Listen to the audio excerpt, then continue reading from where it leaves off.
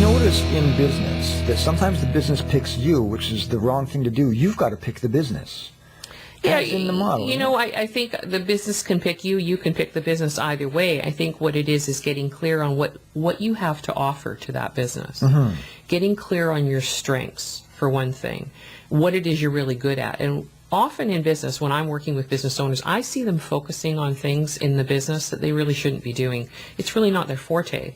And really what they should be doing is outsourcing those services or hiring people to do those that are excellent at what it is they do and that particular task or function.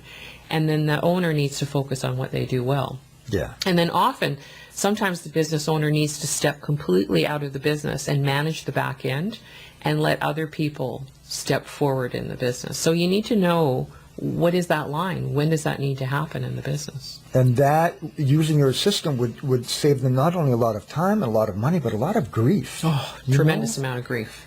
I mean, business is hard work, as you know it. It's much harder work than actually having a job. At the end of an 8-hour or 10-hour day, you're done. You walk away. But when you run a business, your whole heart and soul is invested into that business. Yeah. At least it should be. Yes. And if it's not invested in the right way, if you're not handling the business in the right way, the business will suck the life out of you. Yeah. Because you're not spending 8-10 hours a day. It could be 12, 14, 16, 18-hour days or longer until the business is up and running and all the systems are in place and the people are in place in the business. But if you keep that and don't make any changes, you can become resentful of your business after that. And as you say, it'll suck the life out of you. Yeah, and if you're resentful, that's when things start to fall apart. That's when clients start, because they will feel that energy from you. Yeah. That negativity, that energy that you don't want to really be there, that you'd rather be doing something else. That's exactly right. For me, I had a huge wake-up call in September 2011. I was diagnosed with chronic lymphocytic leukemia, which is the slowest growing cancer. And it was a wake-up call for me because it helped me get clear on what my life purpose was. Now, oddly, when I stepped back and I started to analyze my life purpose, I was actually doing and functioning within my life purpose. The business had been structured. I just refined everything, restructured and refined everything. And I wanted to make sure that I was actually focusing on the things that I loved the most in the business. Now, my mindset around cancer and leukemia is different than a lot of people. I view any sort of challenge and adversity as a blessing, an opportunity for a lesson.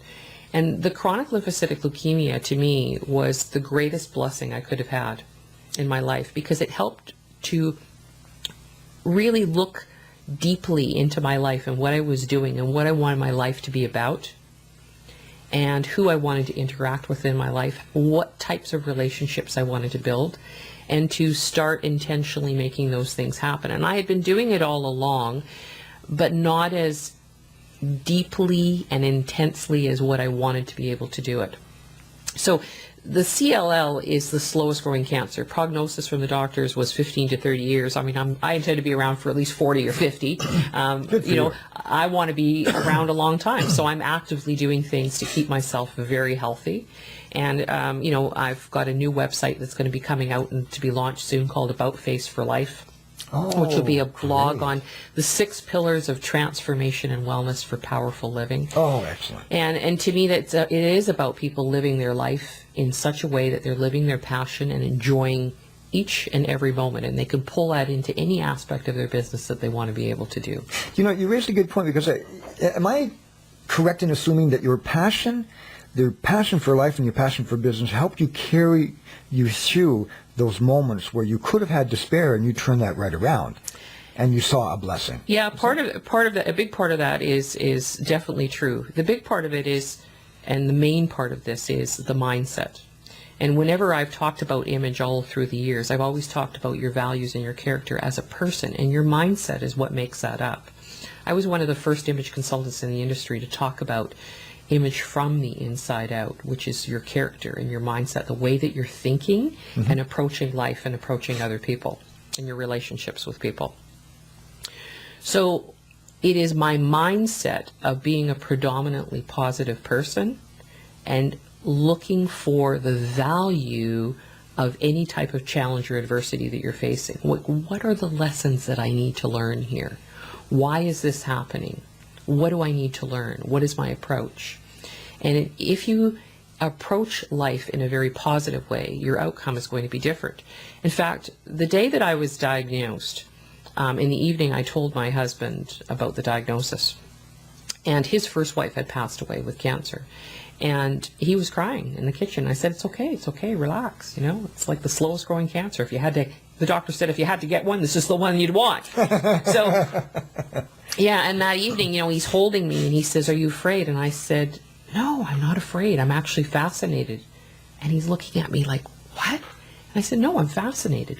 Why would my body do this?